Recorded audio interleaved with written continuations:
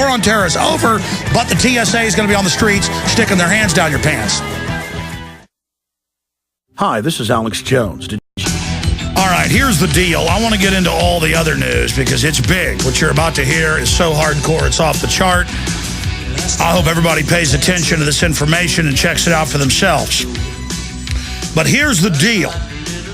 We got secret documents 4 years ago that we then published that were confirmed to be accurate, MIAC, Homeland Security documents, and many others, all at Infowars.com, that good people inside the system sent us, where they said, we don't even see Al-Qaeda as a threat.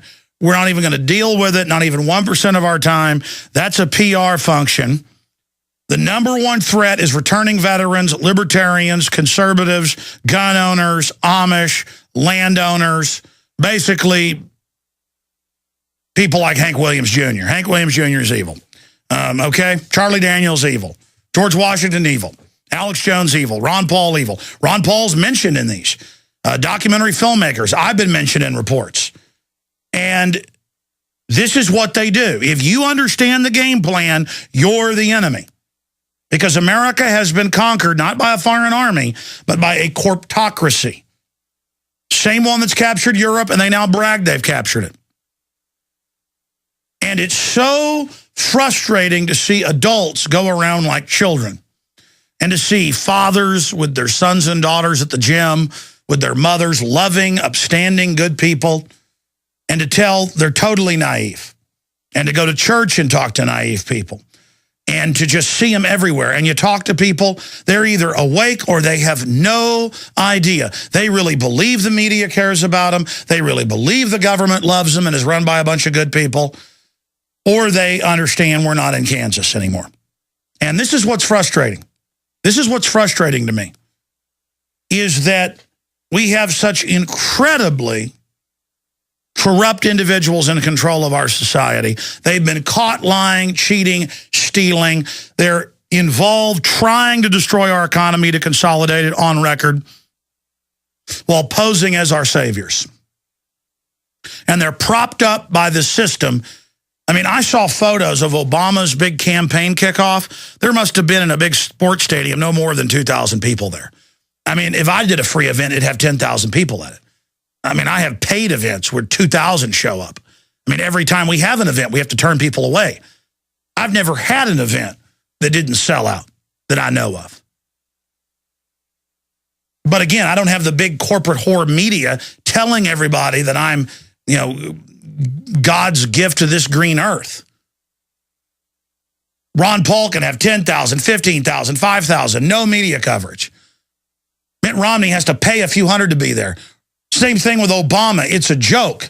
Now, did Obama have giant throngs out there by the millions when he got inaugurated? Yeah, they all thought they were about to get a free house, free car, free everything. Because people would go to the town halls and when he was president-elect and say, I'm going to get a free house. I'm going to get a free car. And he'd go, yes, you are, my little sweetie.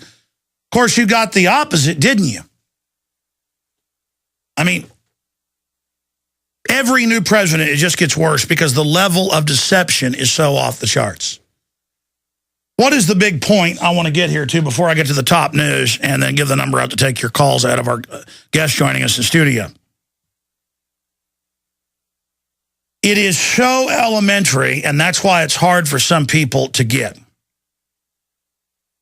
It is so simple that it's hard for some people to grasp. Because if you just take what you're being fed at face value, you have no way to ever even understand what's happening to you. But if you just change your perspective by a few degrees and study history, anybody that's read a wide spectrum of history knows exactly what's happening right now. Criminal elements are staging terror attacks and other events to pose as saviors to take our liberties and our freedoms. And now, 10 years after the staged events of 9/11, you notice what I told you 4 or 5 years ago has now been announced. All over New York Times, Washington Post, CNN, every day now. The Atlantic this week, it's the war on terror against Al-Qaeda is over. It's been basically won. Obama said that at Bagram Air Base in Afghanistan last week. But the war against the domestic terrorists has just begun, and they're about to strike. And they're telling the local police, the gun owners are about to start killing you. The veterans are going to attack you. That's what all the training manuals say. And they're buying giant wheeled, armored, and treaded armored vehicles that look like something out of a science fiction movie with Homeland Security on the side. They're federalizing the local police, federalizing the local SWAT teams, openly shutting down Chicago for the NATO summit and any other globalist event. They're saying TSA body scanners on street corners, searches everywhere, Bill of Rights suspended, no protest allowed. And they're having these meetings every few months in different cities. And they bring in cops from all over to train them for martial law. It's little mini martial laws. And they say the war on terror is over, but the TSA is going to be in every city of the U.S. They're now in San Antonio, Houston, and Dallas, on the streets, searching randomly at checkpoints. They're bringing in several hundred armored pillboxes to set up on the highways, mobile armored pillboxes. It's all over the news, warrantless searches. I watched a movie yesterday while I was on the treadmill jogging. I forget the name of it. It's like every movie. I watch action movies when I'm jogging because I can jog further on the treadmill when I'm doing that. It's like listening to rock and roll when you jog on the street. But it's too many cars on the street to do it. But the point is, I was watching a movie, and they go, oh, it's just a routine police checkpoint. They're out in the countryside, and the spy's running away from some other spies. And, oh, it's just a routine police checkpoint, the driver of the car that she's with says. It's just a routine. And it's routine to show black ski mask and checkpoints in all the movies, every movie, and the Bill of Rights is bad. You're being bombarded. You're being conditioned. And rolling over to it is losing and failing. Men, life is not watching ESPN and acting tough. Life is not just being a corporate yes man and getting ahead. That's not how you get ahead. It's why America is getting behind. And in the final equation, this is what I'm trying to say to you. The war on terror was always a war on America. It was always a war on your liberty. It was always a system to overthrow the Bill of Rights and Constitution. The RAND Corporation said 2 years before 9/11. They write most of the big white papers for DARPA and the Pentagon. It's openly foreign bank run. The troops aren't evil, but those running them are. They said, we're going to use terrorism to take everybody's liberties. Here's how we're going to federalize the police. Here's how we're going to put threat fusion centers in. The big terror attacks will hit in the next few years. And when we do, we're going to take everybody's freedom. Dick Cheney wrote the PNAC document, September 20th, 2000. He said we need a Pearl Harbor-style event to transform America into a police state and launch global government. I just gave you the name of the document. Rebuilding America's Defenses, September 20th, 2000. Read it. He said we'll also use race-specific bioweapons in the next phase to cull the population. Read it. Even my own local paper, as bad as it is, covered that back in September of 2000. 1 year before 9/11. This is the real world. Not the fantasy land you get from television every day. This is the real world. So, the war on terror, they're telling you, is over, but the TSA and the feds are going to be everywhere on you because you're the terrorist. And you see these big, giant black tanks? They're for you. And now they admit, oh, we are getting ready for civil unrest and mass arrest. When we come back, Obama mentor called for killing 25 million Americans in re-education camps. We have the documents. Oh, yes, I'm going to cover that. Thank you for joining us on this live Sunday edition.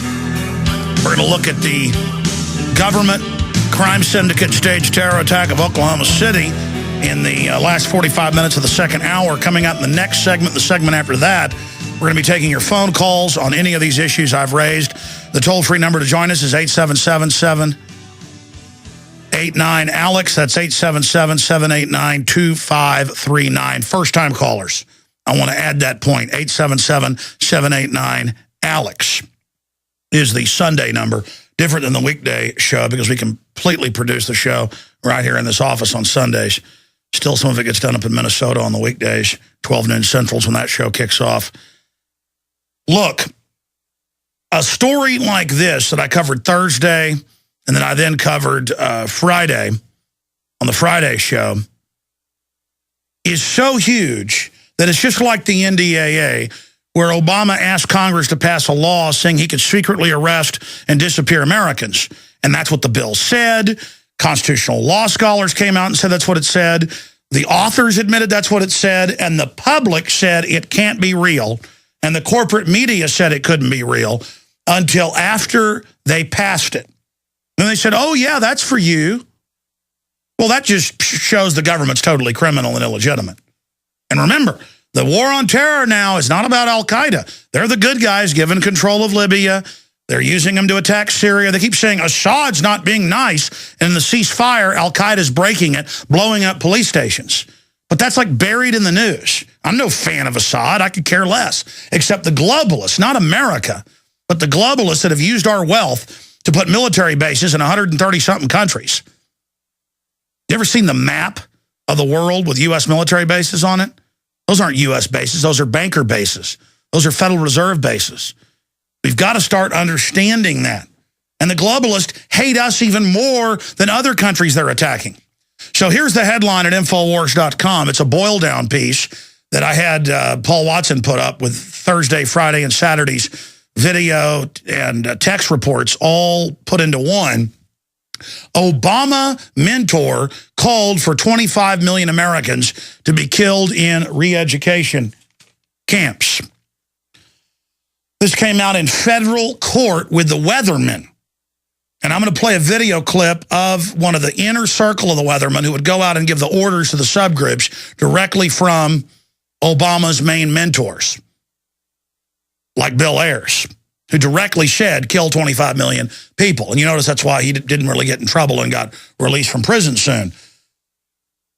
And pardoned by Bill Clinton and the rest of it, because these are good people, according to the New World Order. And see, they run things now.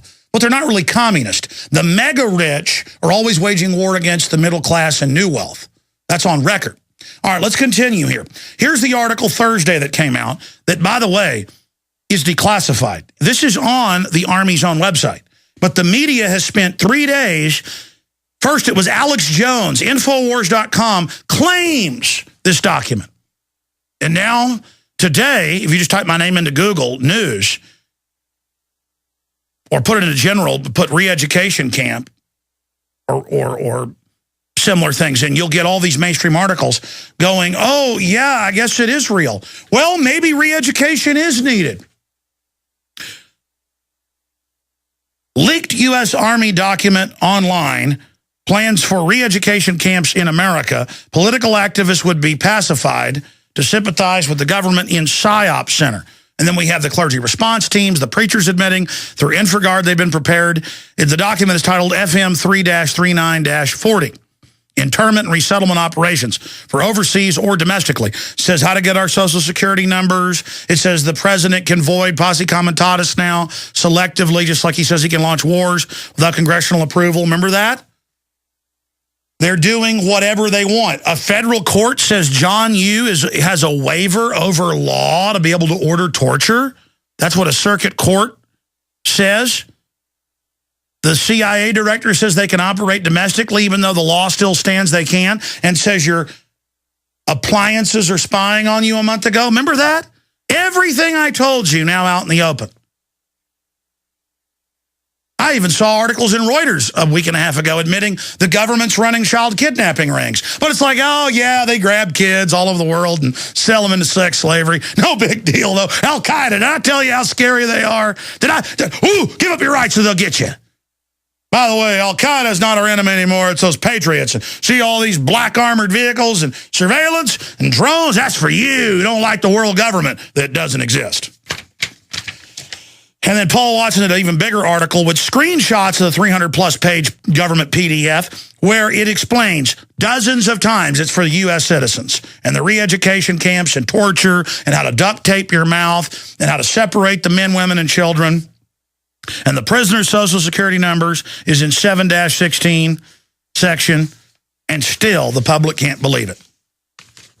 Still the public can't believe it.